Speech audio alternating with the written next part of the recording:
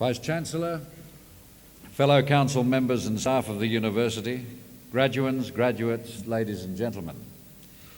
It's customary for the university and its guests to gather as a body for the purpose of conferring academic awards on its graduates. To members of a university, a ceremony for conferring awards is a particularly important and happy occasion in the university year. To all of you, I extend a warm welcome. To graduates, graduates and diplomats, I offer congratulations and best wishes. Today we've gathered in order that awards may be conferred on those who've satisfied the council of the university that they have met the requirements for admission to awards undertaken in the university's faculties. The university's mission commits it to the provision of quality education, research training and service in partnership with industry, commerce and the community, regionally, nationally and internationally. The university is also committed to the continuous improvement of all of these activities. The university's record of achievement, particularly in research, is outstanding. In 1996, the university ranked 9th out of the 36 public universities in terms of its research grant income. This places it higher in the Research League table than a number of the so-called sandstone universities. It is an exceptional performance and is a credit to the many world-class researchers who work here. Also during 1996, the university was successful in winning 2 new cooperative research centres out of the 8 which were established last year. This too is an exceptional achievement for the university and its academic staff. The university has also been successful in winning funding for its proposed Indigenous Postgraduate Training and Research Centre, Umaliko. It is only one of 5 Australian universities to have won such a centre and the only one of 5 which is located on the eastern seaboard. These achievements are worthy in themselves. Additionally, however, because there is a synergistic relationship between teaching and research, active researchers are able to ensure that their undergraduate teaching reflects cutting-edge technology or other new developments and discoveries. Education today is about the acquisition of lifelong learning skills. I believe that the awards to be conferred upon our graduands, graduates and diplomats today will qualify them to make significant contributions in the local, national and in the case of some, the international community. Lastly, I take this opportunity to remind those receiving their testamers today that as graduates and diplomats of the university, you automatically become members of Convocation. Thus, you join some 45,000 other graduates and have an opportunity through elected representatives to become involved in the governance of the university. Through Convocation, you will also be kept informed of activities and developments of the university. If you like, you can remain involved with this great institution for the rest of your lives. By the authority conferred upon me by the Council, I will now formally confer academic awards. Will all candidates for admission to degrees and other awards please stand?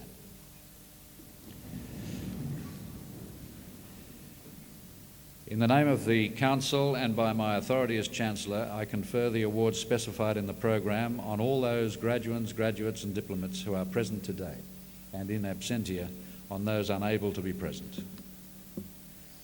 I now call on the Dean of the Faculty of Engineering to present graduates from that faculty.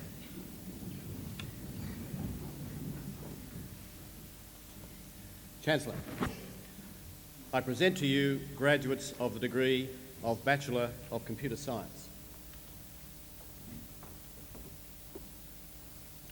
Herrick Abba.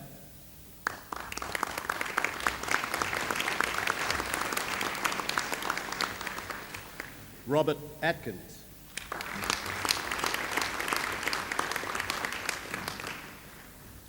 Robert Glazebrook.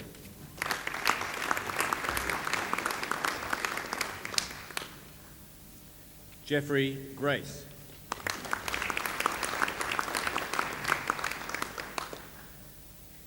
Andrew Green.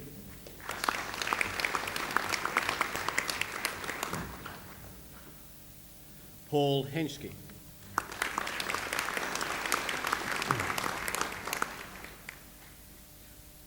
Mark Johnston.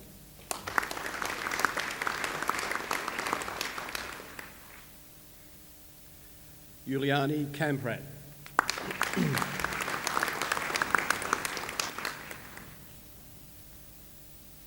Sean Kindleysides.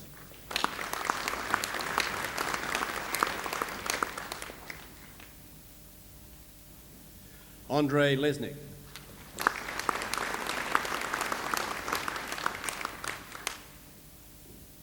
Paul Lewis.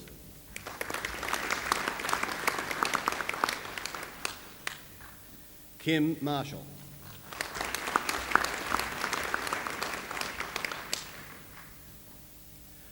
Mark Mawson.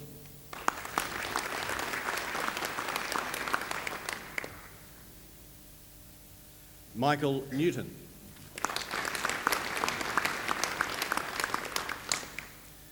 Adrian Pond.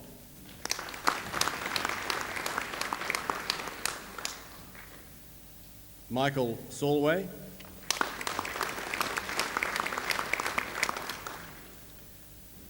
Robert Stewart.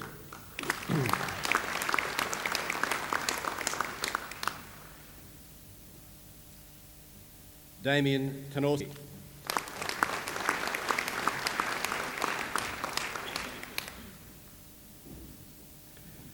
I present to you a graduate of the degree of Bachelor of Computer Science with Honours Class 1, Andreas Fursche.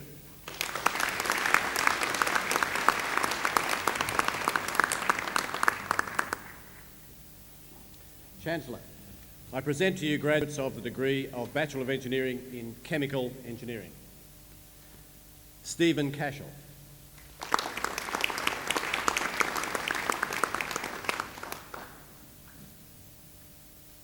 Anthony Courtman.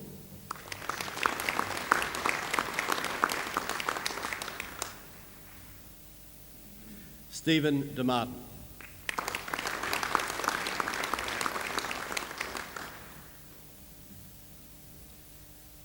Scott Friedman.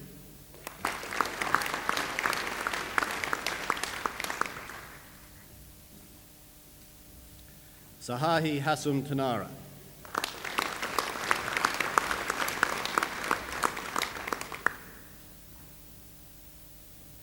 Peter Williams.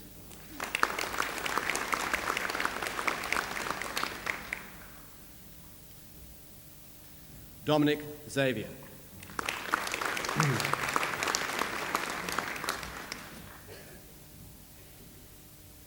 I present to you graduates of the degree of Bachelor of Engineering in Chemical Engineering with Honours Class 2, Division 2. Paul Crowley.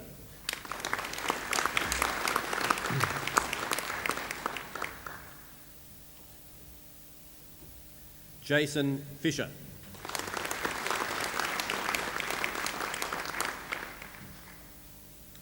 Johnny Jason.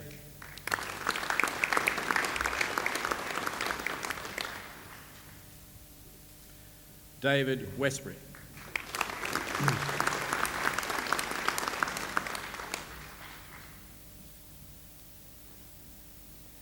I present to you graduates of the degree of Bachelor of Engineering in Chemical Engineering with Honours Class 2, Division 1. Chek Juan Ahmad.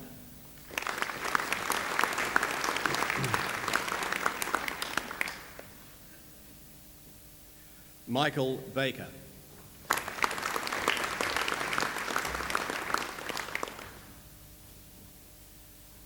Benjamin Bowen.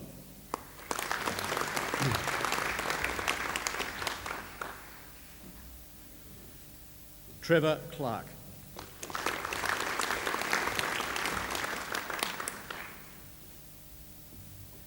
Arta Meroski.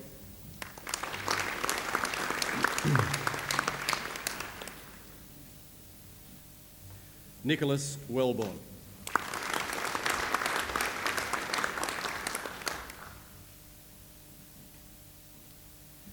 I present to you graduates of the degree of Bachelor of Engineering in Chemical Engineering with Honours Class 1. Kurt Dahl.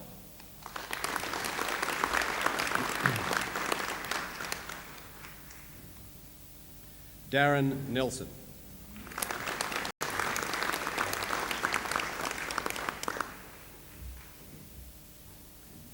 Angus Thompson.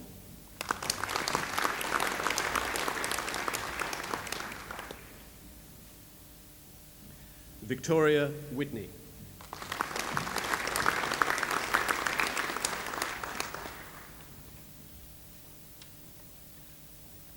Chancellor, I present to you graduates of the degree of Bachelor of Engineering in Civil Engineering. Simon Armitage.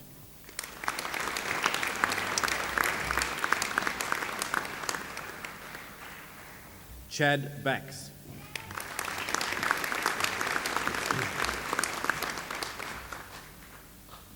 Nathan Benson.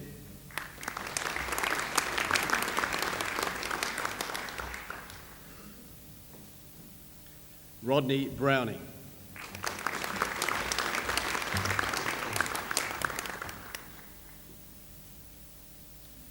Craig Cairns.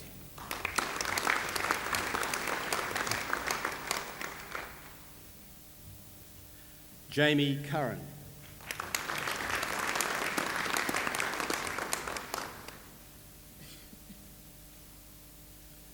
Susie Dawson.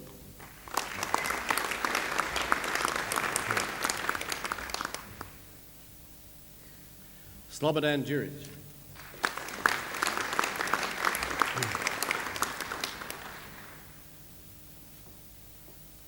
Michael Gorn.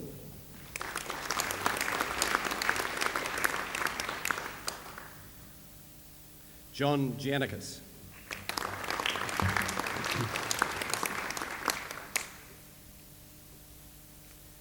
Christopher Hickey.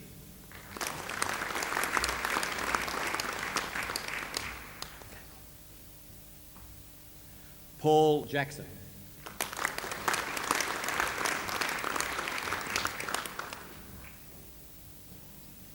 John Maritage.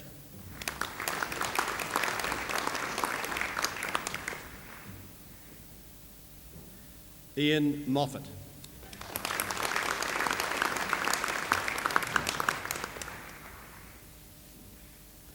Jason Moran.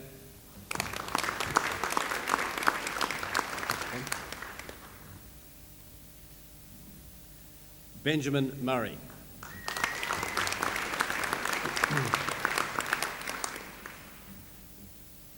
Nigel Osmond.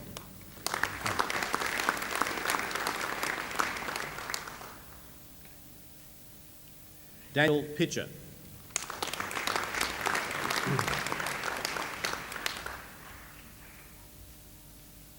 Corey Ryan.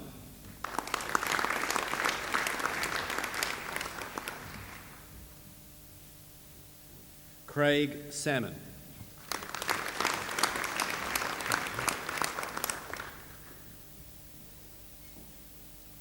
Renee Shrimpton.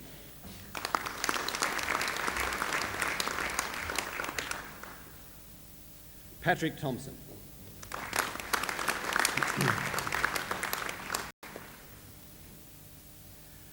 I present to you graduates of the degree of Bachelor of Engineering in Civil Engineering with Honours Class 2, Division 2. Scott Findlay.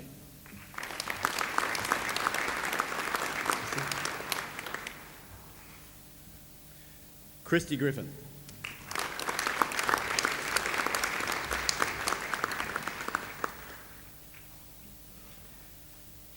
Brendan Guinea.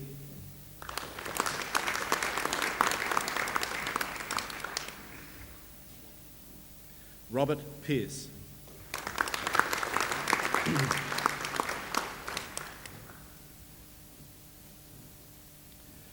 I present to you graduates of the degree of Bachelor of Engineering in Civil Engineering with Honours Class 2, Division 1. Ki Chen.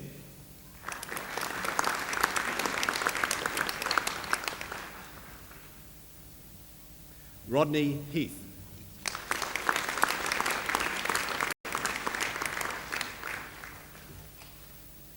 Natalie Heiss.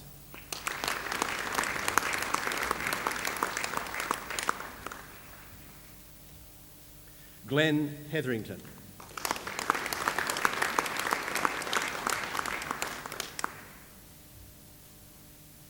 Jeremy Smith.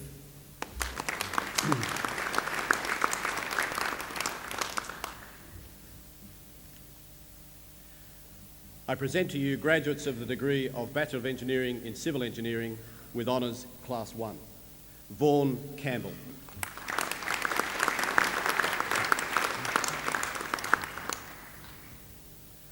Paul Ellis.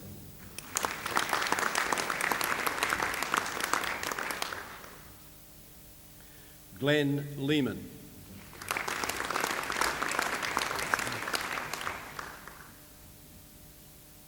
Simon Magri.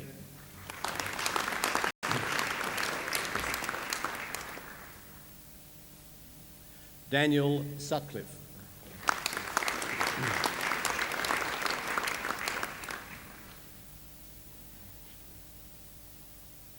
Chancellor, I present to you graduates of the degree of Bachelor of Engineering in Computer Engineering. Paul Chan.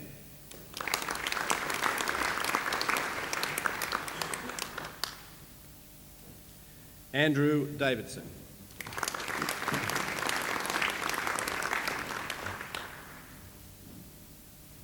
Tom Gusky.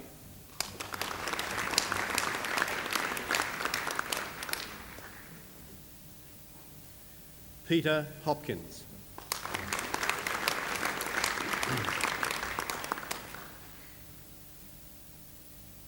Raymond Lyken Powell.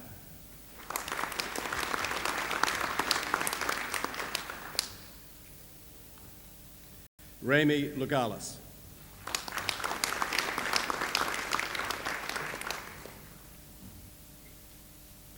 David Leonard.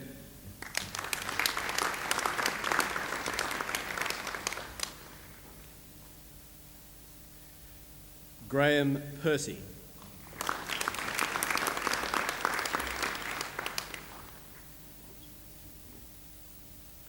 Russell Sparks.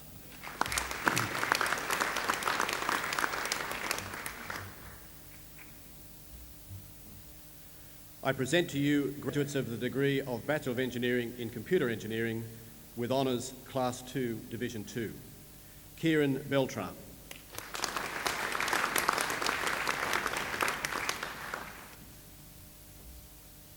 Anthony Duck.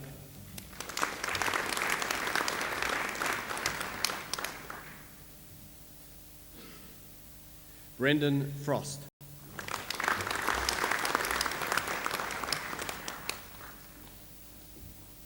Darren Higgins.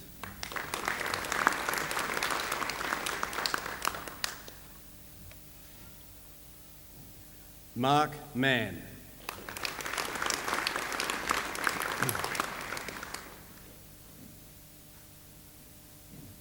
Gary Searston.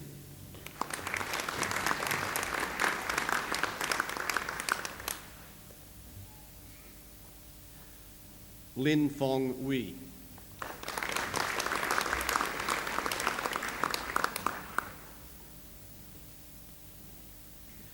I present to you graduates of the degree of Bachelor of Engineering in Computer Engineering with honours Class 2, Division 1.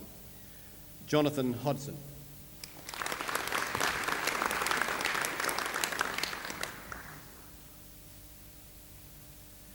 Stephen Marshall.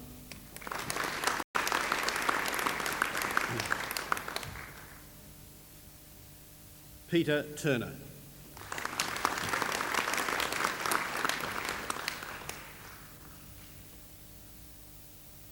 Chancellor, I present to you graduates of the degree of Bachelor of Engineering in Electrical Engineering. Adam Barton.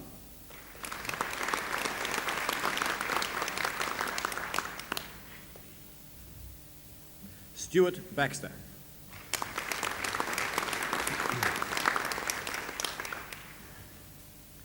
Scott Bristow.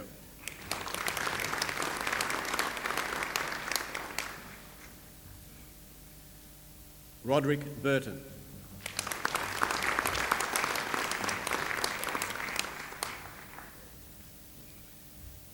Adam Dobinson.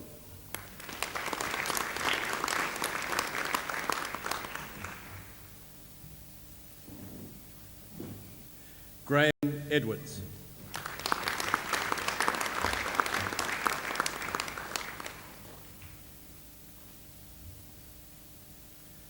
Bruce Farley.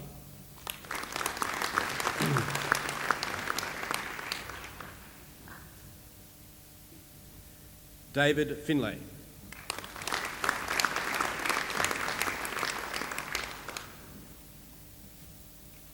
Scott Gent.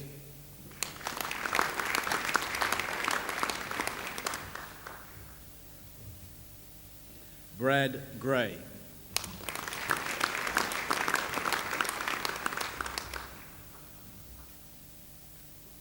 Joseph Ho.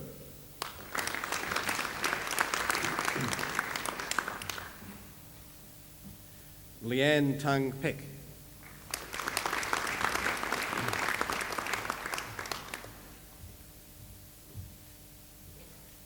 Kim Ki Hoon.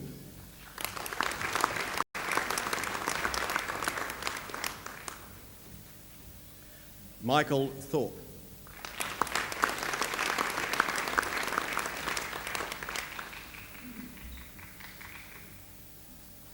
Michael Wright.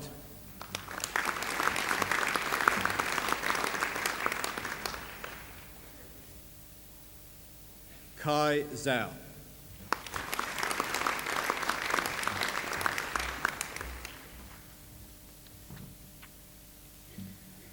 I present to you graduates of the degree of Bachelor of Engineering in Electrical Engineering with honours Class 2, Division 2.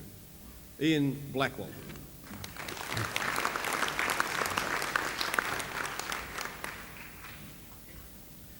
Kevin Griffiths.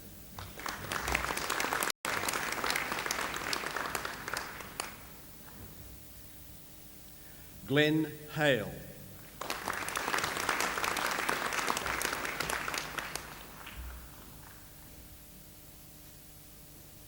Stephen Peedy.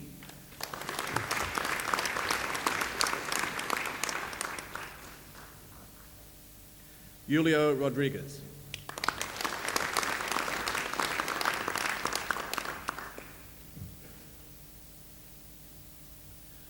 I present to you graduates of the degree of Bachelor of Engineering in Electrical Engineering with honours Class 2, Division 1.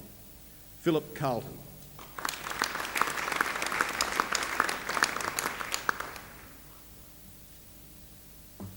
Catherine Coates.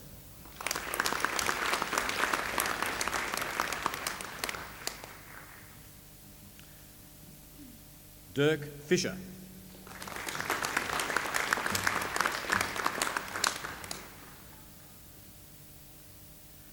David Knott.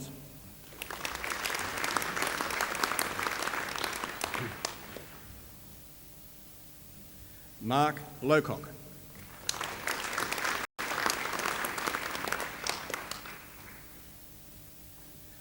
Michael Mate.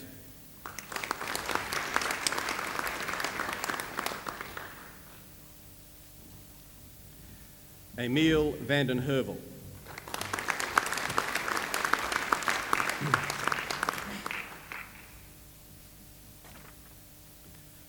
I present to you graduates of the degree of Bachelor of Engineering in Electrical Engineering with honours Class 1. Scott Eckford.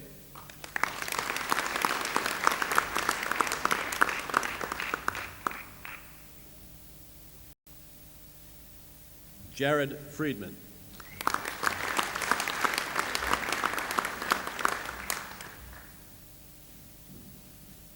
Rod Harl.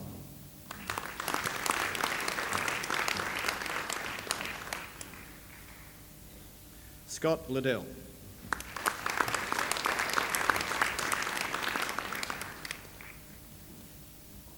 Jeremy Lindia.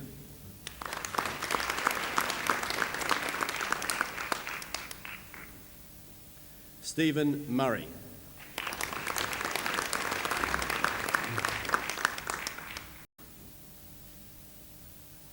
David Stark.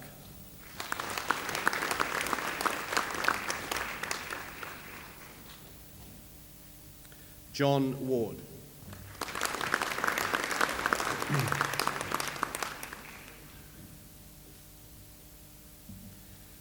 Chancellor, I present to you a graduate of the degree of Bachelor of Engineering in Environmental Engineering, Rodney Barber.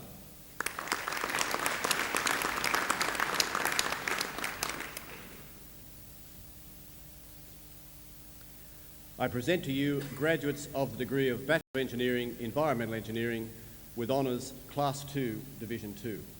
Craig Bagnall.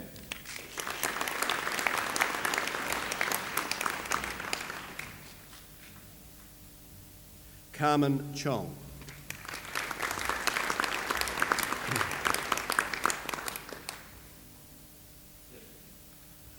Daniel Cohen.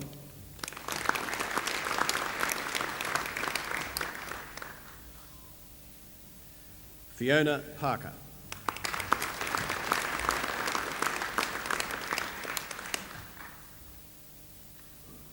Christopher Puslednik.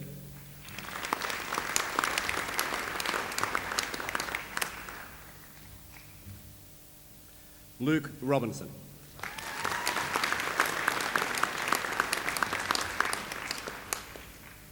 Justin Watts.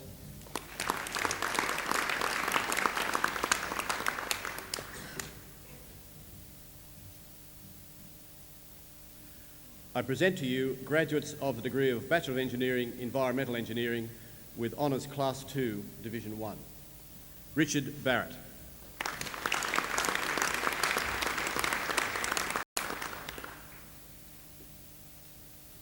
Stephen Flaskas.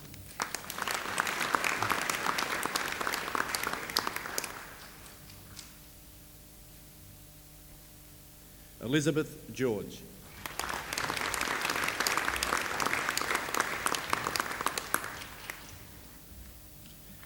Clarissa Leach.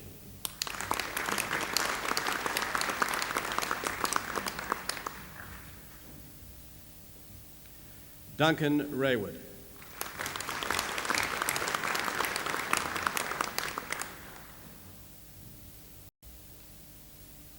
Emily Slatter.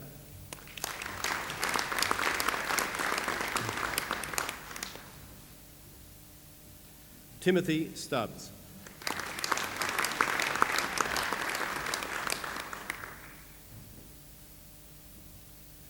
I present to you graduates of the degree of Bachelor of Engineering, Environmental Engineering with honours Class 1. Pamela Tummers.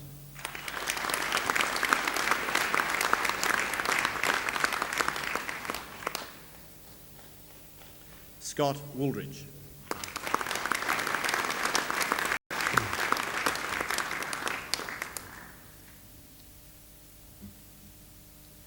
Chancellor, I present to you graduates of the degree of Bachelor of Engineering, Industrial Engineering.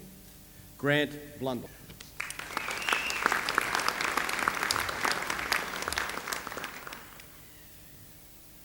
Paul Tanksobkul.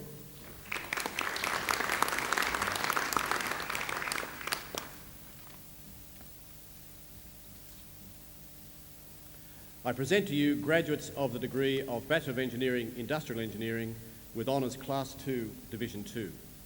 Ryuji Murakami.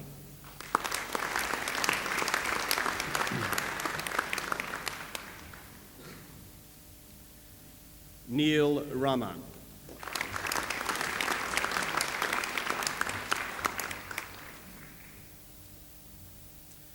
I present to you a graduate of the degree of Bachelor of Engineering, Industrial Engineering with honours Class 1.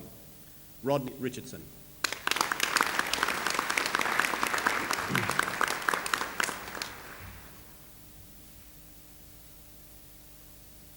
Chancellor, I present to you graduates of the degree of Bachelor of Engineering in Mechanical Engineering. Bruce Aitken.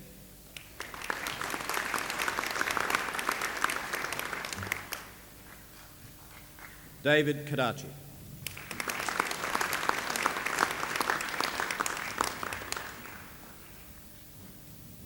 Timothy Condren.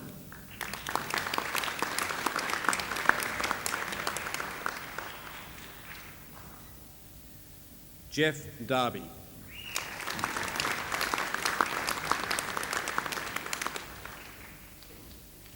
Ian Harbour.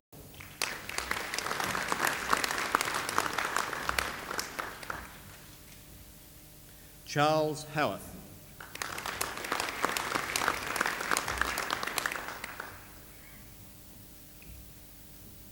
Gert Inya.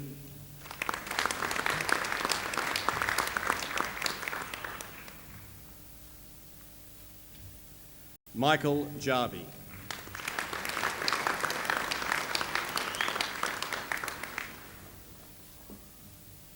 Andrew Kennedy.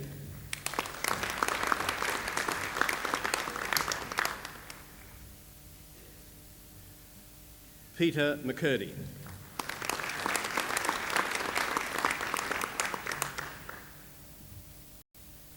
Mark Mills.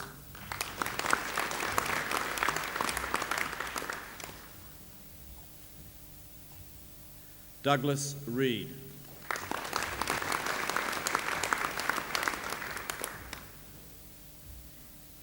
Ian Rochford.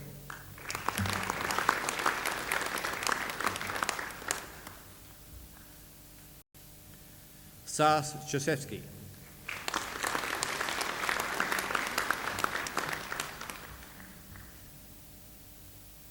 Derek Ting.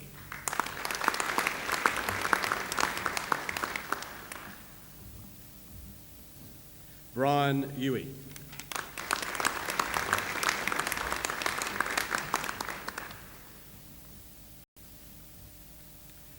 I present to you graduates of the degree of Bachelor of Engineering, Mechanical Engineering with honours Class 2, Division 2. Michael Diwa.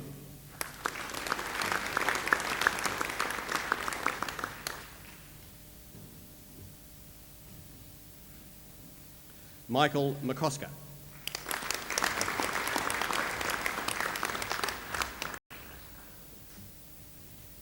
Ashley Newman.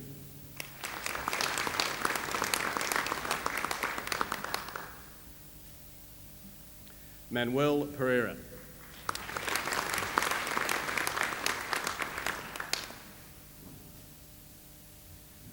I present to you graduates of the degree of Bachelor of Engineering, Mechanical Engineering with honours Class 2, Division 1.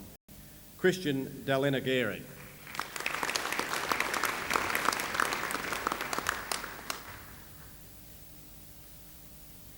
David Dowman.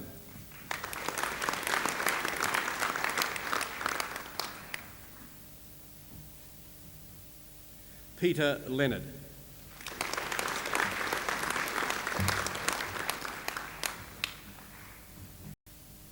Warren White.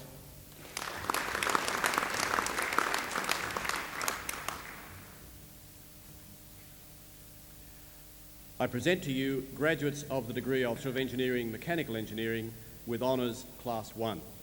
Michael Muraro.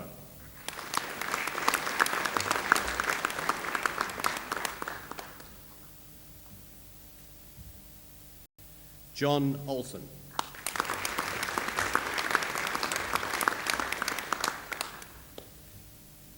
Stephen Ostergaard.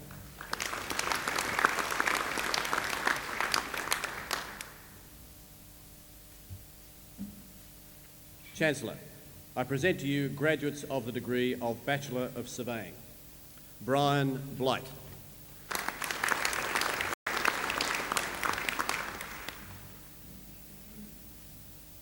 Ian Bolton.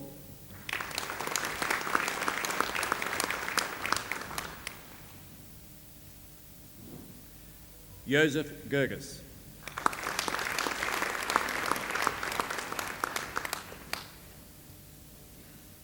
Andrew Hayes.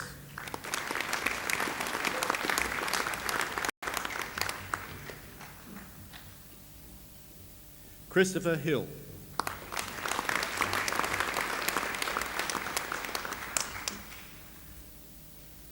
Robert Jackson.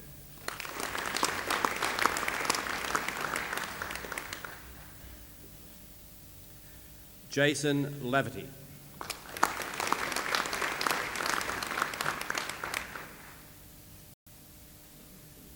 Adam Lindstrom.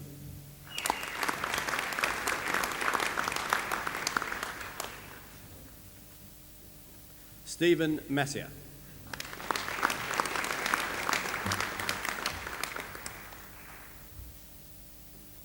Bruce Mitchell.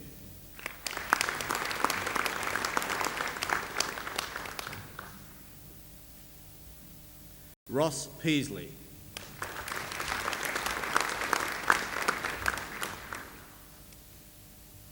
Mark Reed.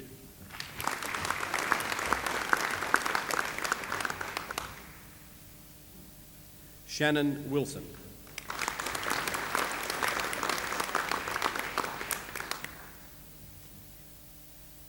I present to you graduates of the degree of Bachelor of Surveying with Honours Class 2, Division 2. Shane Boslam.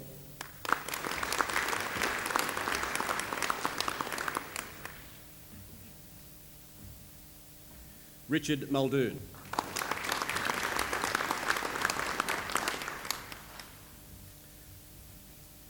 Nigel Peterson.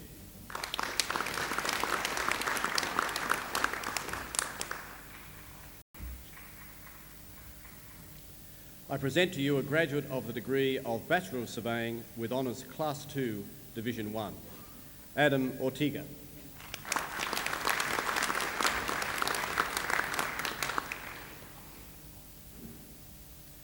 I present to you graduates of the degree of Bachelor of Surveying with Honours Class 1, Michael Cook.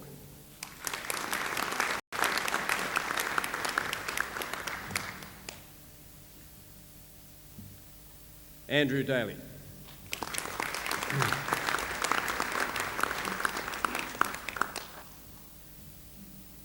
Chancellor, I present to you graduates for the award of 2 degrees. These graduates have studied for both awards simultaneously, a graduate of the degree of Bachelor of Computer Science and the degree of Bachelor of Mathematics. Oliver Stacey.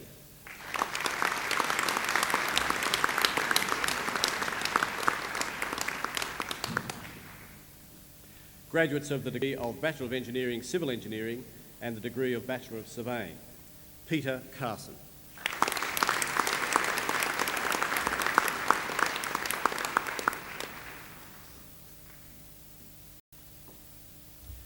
A graduate of the degree of Bachelor of Engineering, Civil Engineering with Honours Class 2, Division 2 and the degree of Bachelor of Surveying with Honours Class 2, Division 1. Matthew Tate.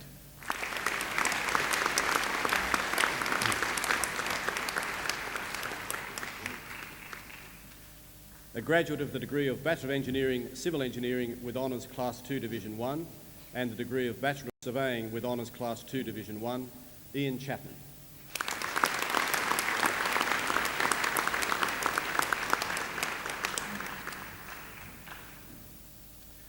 A graduate of the degree of Bachelor of Engineering, Civil Engineering with Honours Class 2, Division 1 and the degree of Bachelor of Surveying with Honours Class 1, Peter Cook.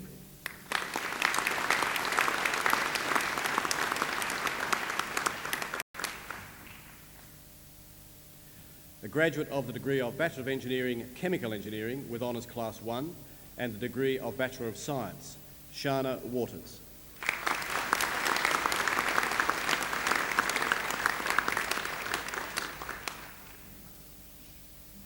Chancellor, a university medal may be awarded to any graduate who has achieved first-class honours or where the degree to be conferred on the graduate has ungraded honours, has achieved honours and has displayed outstanding ability. In assessing ability, the graduate's record throughout the degree course is taken into account, with particular regard paid to achievement in the final year of that course.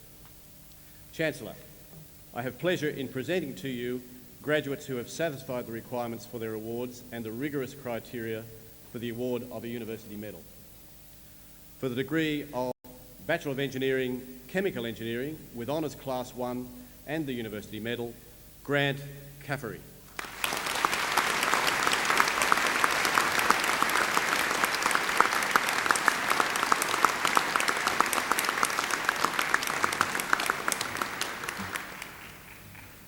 For the degree of Bachelor of Engineering, Chemical Engineering with Honours Class 1 and the degree of Bachelor of Science and the University Medal, Gregory Conroy.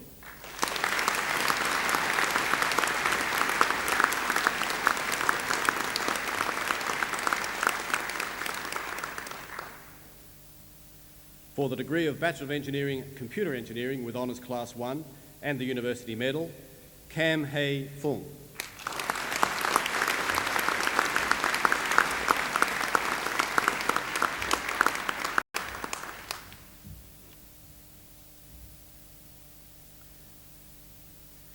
Soren Henriksen.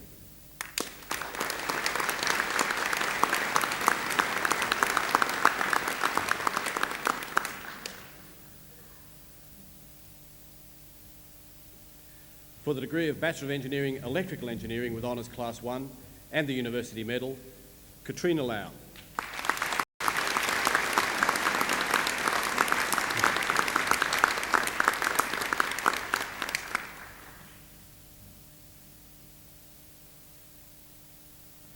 I present to you candidates who have satisfied the requirements for the award of Graduate Diploma in Computer Science.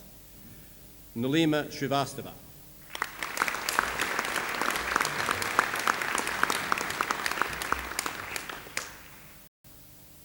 Chancellor, I present to you a graduate of the degree of Master of Engineering Science, Carl Retsima.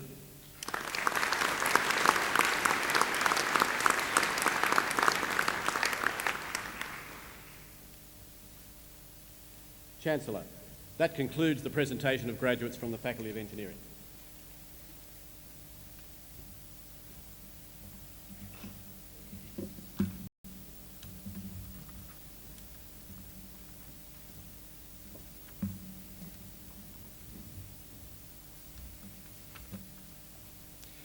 I call on the Pro-Vice Chancellor of Research to present research and higher degree candidates. Chancellor, I present to you a graduate of the degree of Master in Engineering. I present to you Robert Davey, Bachelor of Engineering of this university. Mr. Davey's thesis is on energy functions for power systems with load dynamics.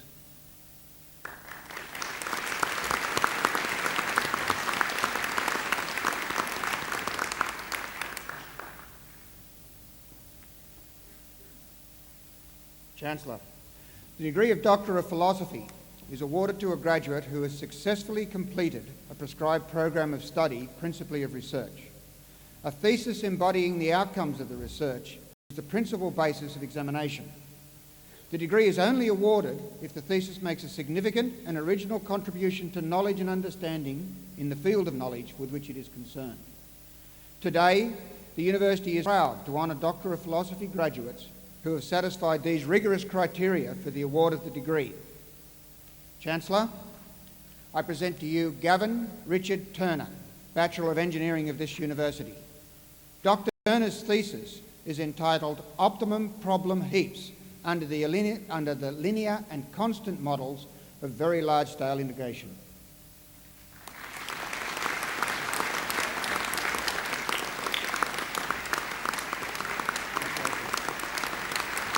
Dr. Turner.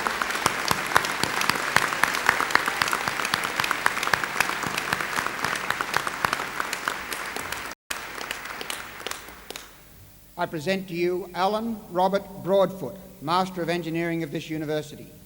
Dr. Broadfoot's thesis is entitled Analysis and Design of an Enhanced Longwall Armoured Face Conveyor System.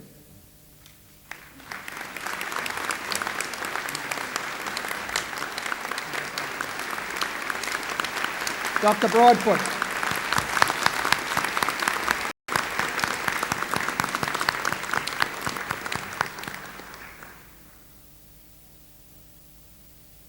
I present to you Robert Lawrence Lang, Bachelor of Engineering of this university.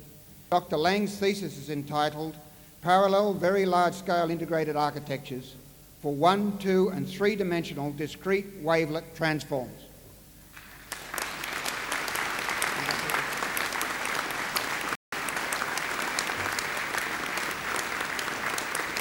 Dr. Lang.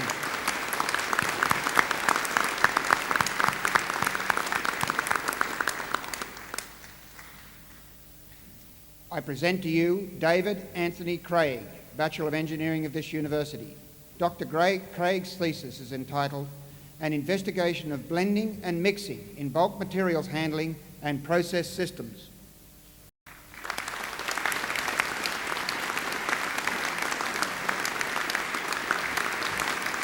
Dr. Craig.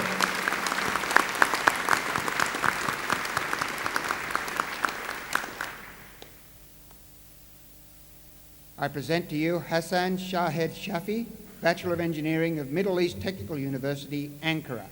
Dr. Shafi's thesis is entitled The Structure of Turbulence in a Rough Wall Boundary Layer.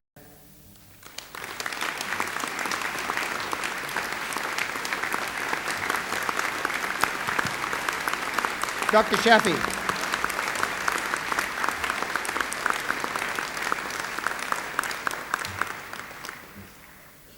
Chancellor, that concludes the presentation of Research Higher Degree graduates.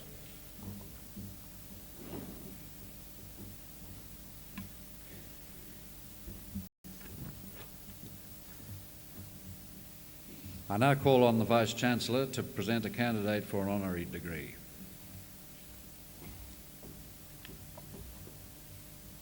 Chancellor, I have pleasure in presenting to you Dr. John Marshall Burgess for admission to the degree of Doctor of Engineering.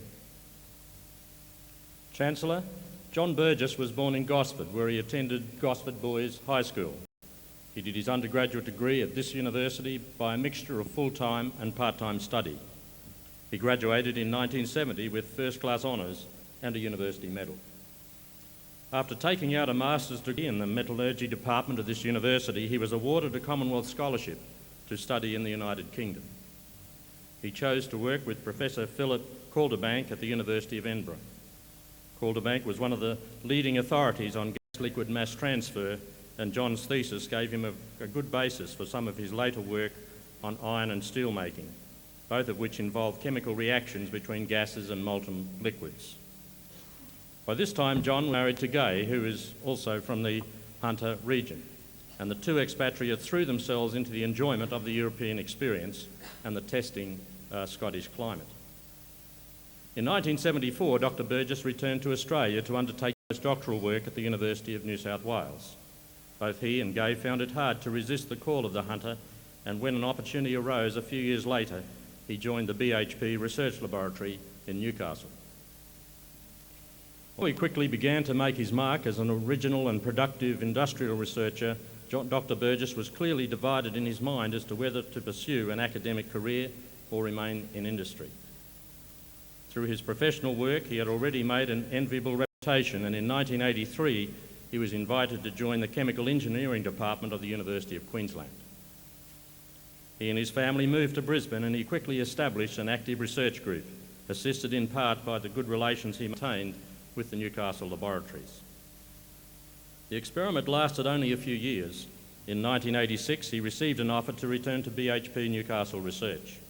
By that time, there had been a shift in the focus in the company, and new opportunities became available, which opened up a clear career path in research management to him. He returned once more to Newcastle as Manager Process Metallurgy Research and was promoted to Group Manager Technology Department BHP Steel in 1992 and then General Manager Research in 1993. In the time that Dr. Burgess had been with the BHP, there have been significant changes in the company. In his early days, the company was very much focused on Australian operations, the Australia. Over the last few decades, however, the company has turned itself into a world-class mining house, and as a consequence, there has been a constant evolution of ideas on the way that it conducts its research and development and on where it sets its interests. There is now a very significant research effort devoted to copper, following involvement with mines in Chile, New Guinea, and in the United States. Today, Dr. Burgess is the Corporate General Manager, Safety, Environment and Research.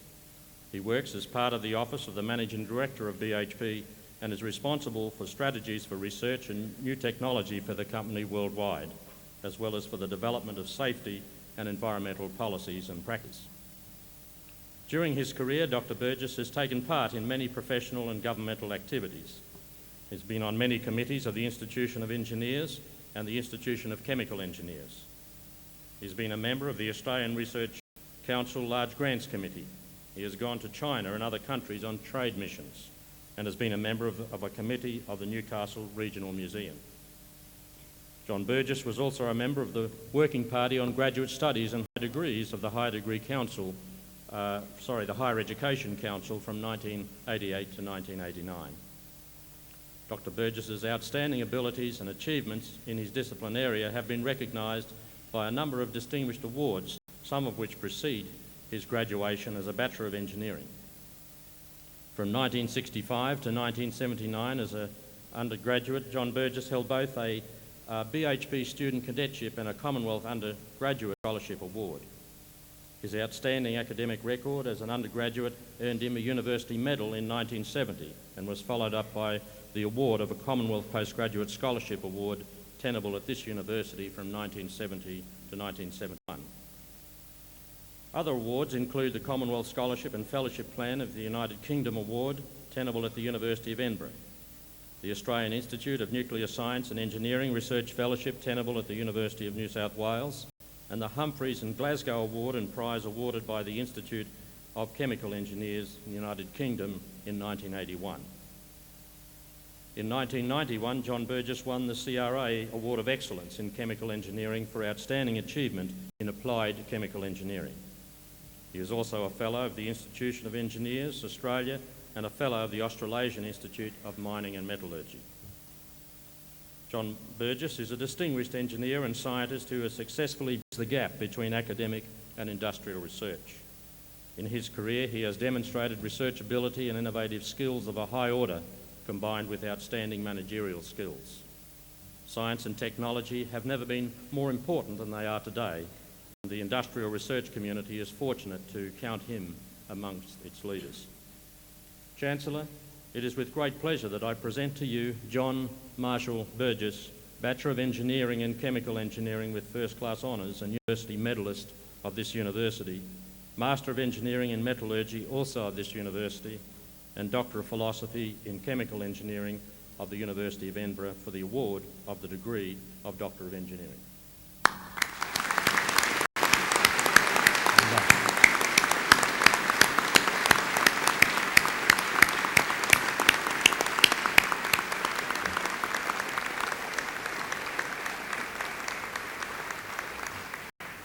By virtue of the authority delegated in me by the Council, I hereby admit John Marshall Burgess to the degree of Doctor of Engineering honoris causa.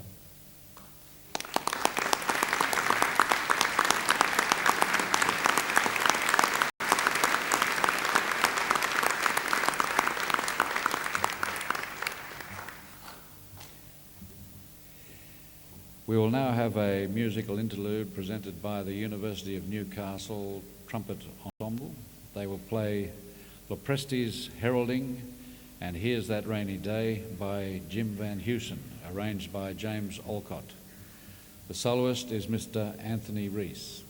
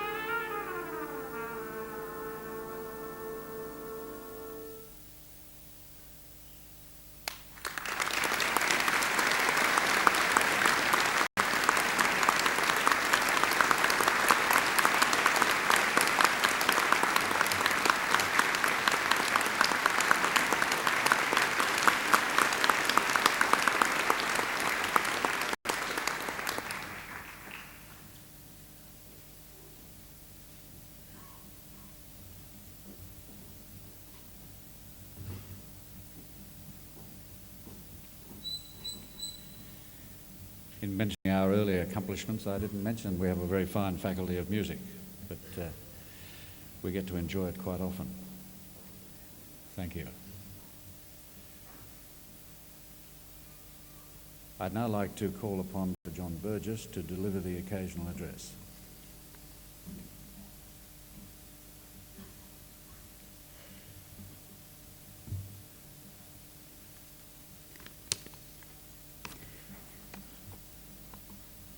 Chancellor, Vice-Chancellor, members of the University Council, members of the staff of the University, fellow graduates, ladies and gentlemen. First of all, let me say how delighted I am to accept this honorary degree bestowed upon me today. You do me a great honour. It's an extraordinarily generous gesture from the university for someone who grew up in Terrigal on the central coast of New South Wales and who first came here to this city when I was 16 years old. I know that there are many people in this great hall who are excited and pleased to be receiving their degrees today, but I can assure you that no one is more delighted than me. This is especially so because I had to receive my Doctor of Philosophy from the University of Edinburgh in absentia and did not have the opportunity to actually receive that degree. Thank you very much indeed for the honour you've bestowed upon me. First thing I'd like to do in this address is to congratulate all the new graduates who just received their degrees. Also, I'd like to congratulate all the parents, grandparents and friends of those new graduates. You've worked long and hard to achieve this milestone in your life. The ceremony itself might seem like a slight anti-climax after all the work. But now you're embarking on a journey which will be both exciting and challenging. Enjoy it to the full. My journey was and continues to be very exciting. But my journey is so entwined with BHP's that I'm unable to give this address without referring to BHP and my time with that company. I'd like to give you some vignettes of my journey, and in doing so I'll take the opportunity to reminisce about Newcastle and BHP. BHP and Newcastle.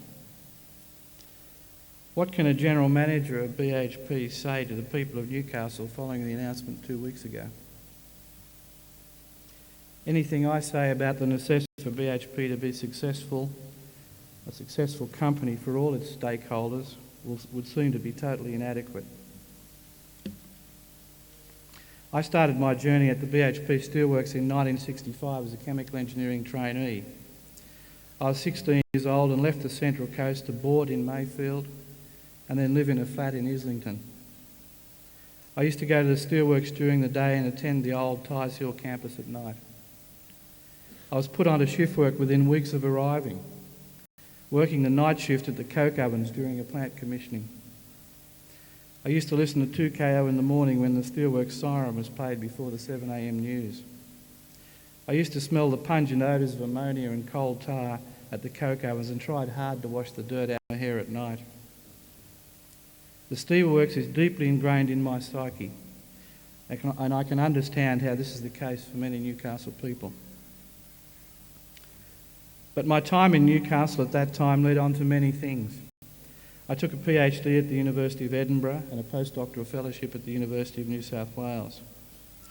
I was an academic at the University of Queensland and a researcher in the field of iron making at BHP's research laboratories. And I now decide policy and standards for BHP in safety and environment, as well as providing general management of our research effort. I now live in what many Newcastle people refer to as bleak city, namely Melbourne. It's been an exciting time.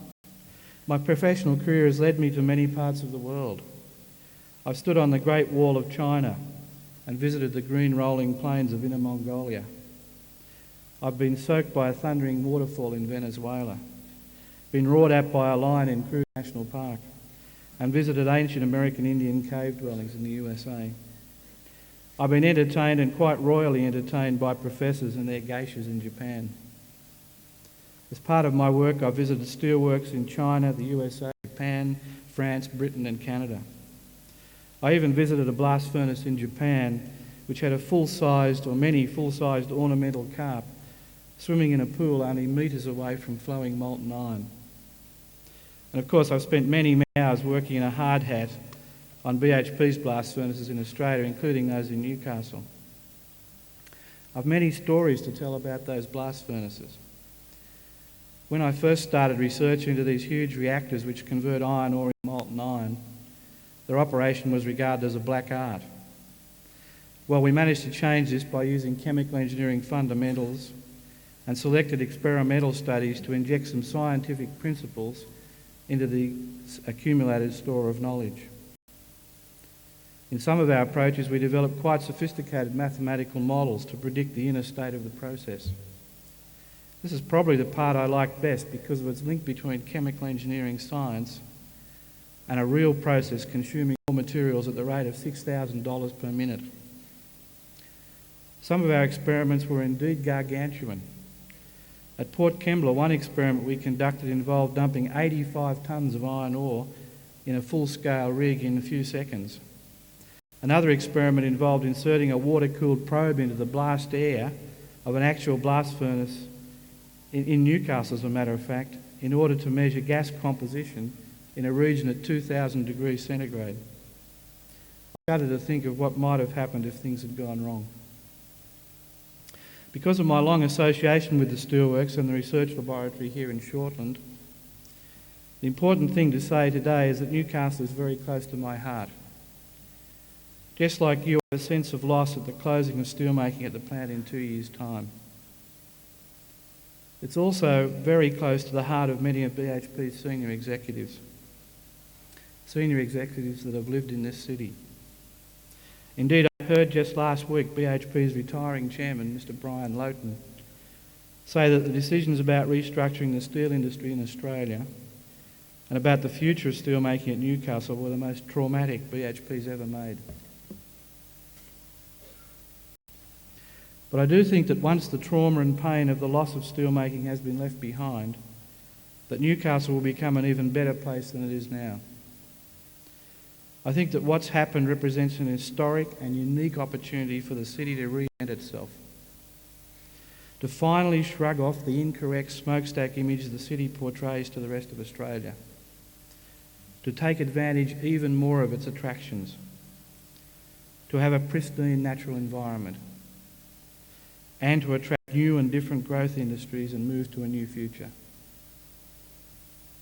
This is a sort of climate change for Newcastle.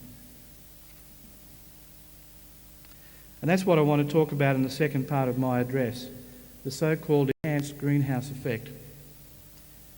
As part of my job in BHP, this has become one of the big issues we're facing up to. Many of you will know about the enhanced greenhouse effect, but for the benefit of those who do not, this is the effect whereby certain gases in the Earth's atmosphere trap heat. There's a natural greenhouse effect, and without it, we would not be here because the Earth would be too cold to live.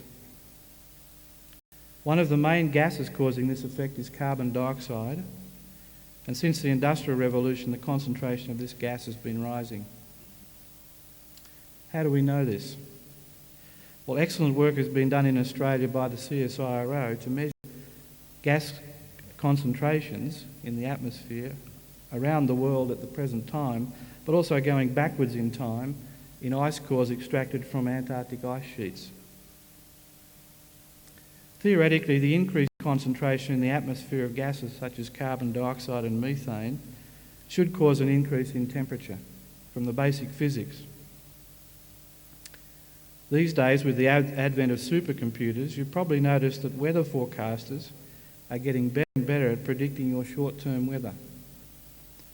This is happening even in Melbourne. The reason for this is that computer models are becoming more successful in simulating the daily motion or movement of the weather systems that you see every night on television.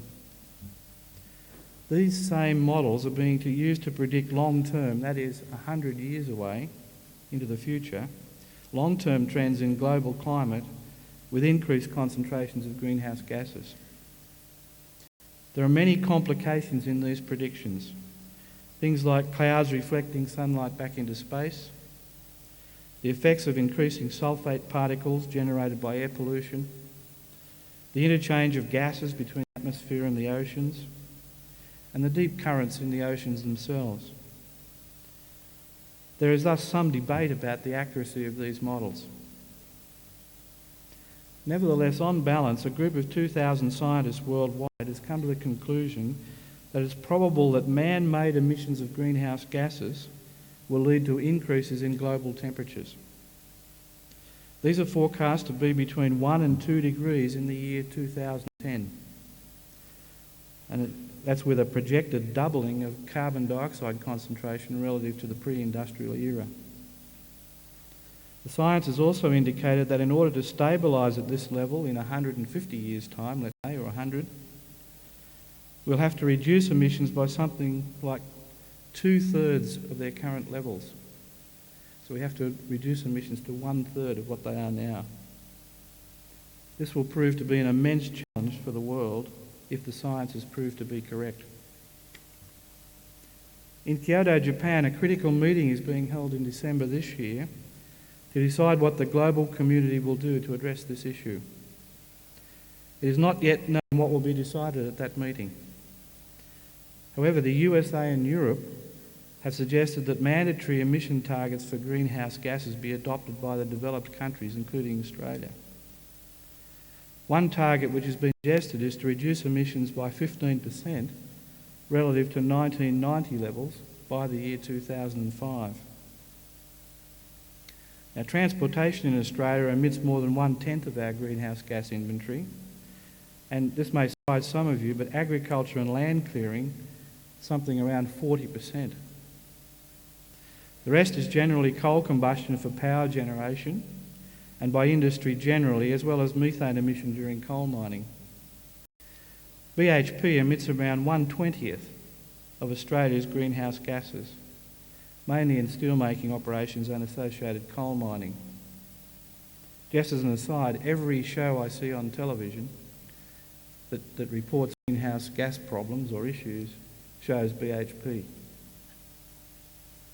I wanted to give you a perspective of what impact a 15% reduction would have on all of us. Newcastle Steelworks now emits about 1/200th of Australia's greenhouse gases. When steelmaking ceases here, this will have a positive impact on Australia's inventory and therefore assist us in reaching our targets. However, 15% reduction, which has been proposed, would require we in Australia do the equivalent of closing 30 Newcastle steelworks in 1 decade. The economic implications of that are huge.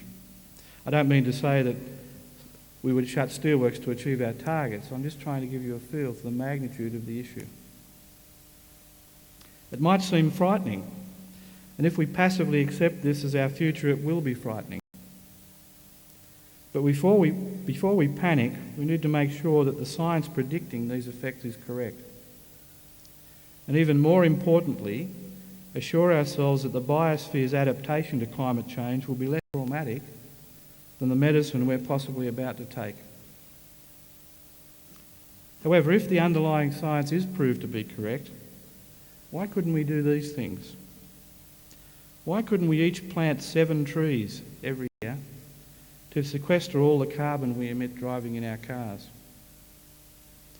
Why couldn't we grow sustainable forests to produce charcoal for our blast furnaces, as well as other energy industries? Why couldn't we generate and export power from the roof of every home through the development of novel solar panels? Why couldn't we develop a hydrogen-based economy?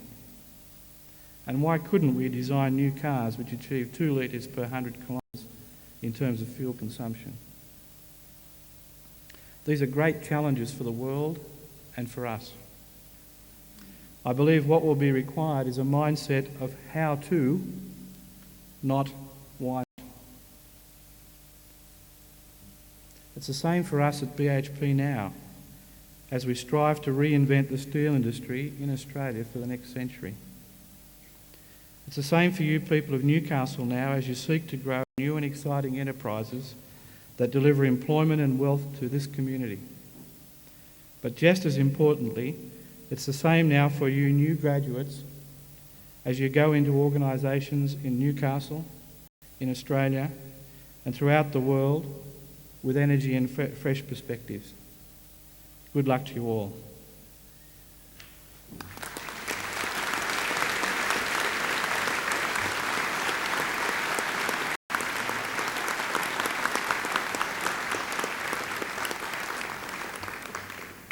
Thank you very much, Dr. Burgess, for that address. You describe a very exciting new world, actually, and a great prospect for all of our new engineering graduates and many more to come on solving the technological challenges that lie before us, almost regardless of what is the outcome of the present science on the enhanced greenhouse effect. Thank you very much for that. I now have great pleasure in inviting Ms. Emily Slatter to speak on behalf of the graduates.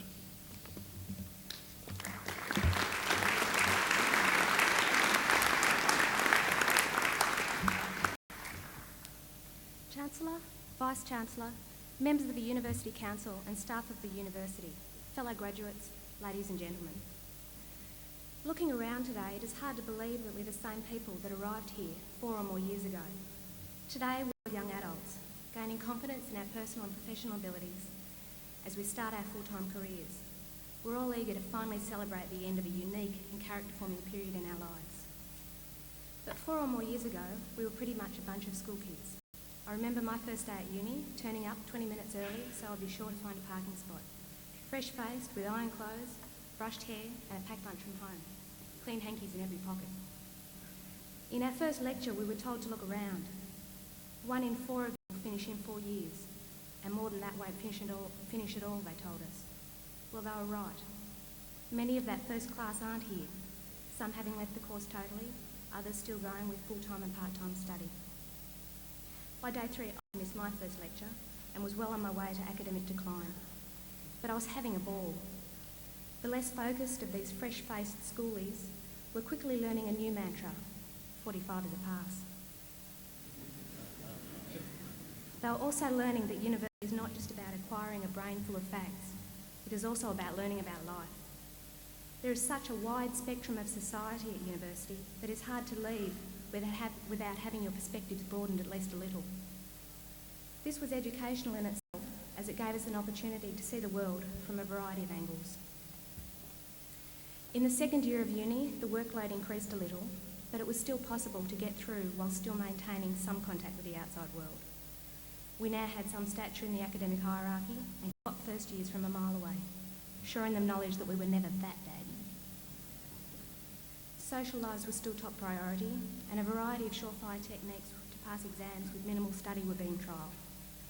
The one that had me particularly intrigued was the theory that if you studied whilst inebriated and sat the exam in the same state, you would remember everything. I have it from a reliable source that this scheme doesn't work, but he assures me that he is continuing to work on others.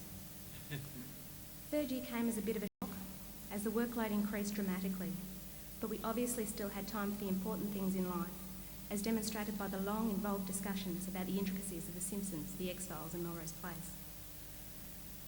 Fourth year brought the first all-nighters for many of us, as we discovered the true benefits of megadoses of caffeine. But I believe that the relief we felt when we handed in our final year projects was one of the highlights of the year.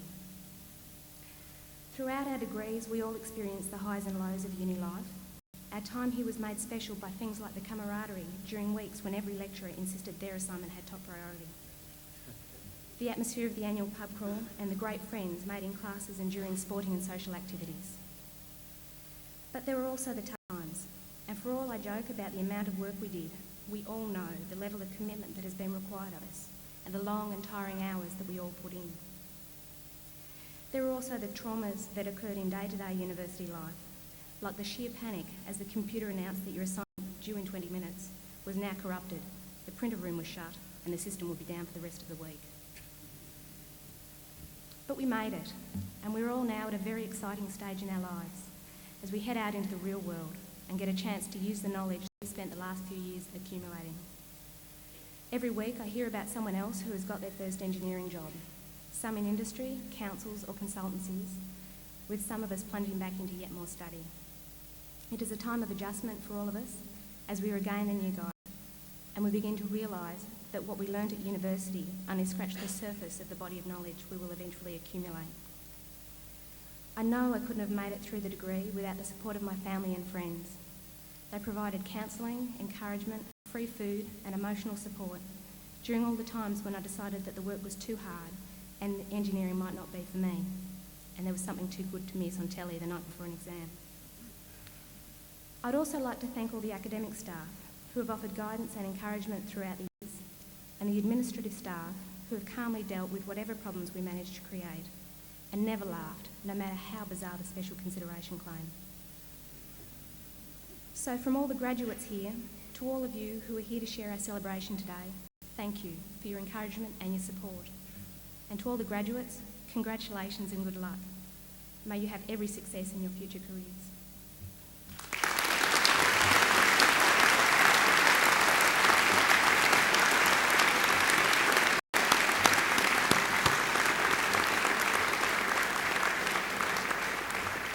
I would like to thank Ms. Slatter for her speech. It's interesting, turning up early to be sure and find a parking spot. I imagine that universities all around the world have their councils discussing parking, at least for 20 minutes, every meeting they have. It's very interesting to think of the amount of intellectual horsepower that uses up. And not only do we have that ill effect of cars, we have the greenhouse effect which you heard about earlier. But it is a great sense of achievement. I was surprised today not to hear about some major engineering pranks for which university engineering students are famous, but I do wish you all the very best of luck in the future and declare this ceremony closed. May I invite all present to join us for refreshments, which will be provided by the University Union and served in the marquee at the rear of the Great Hall.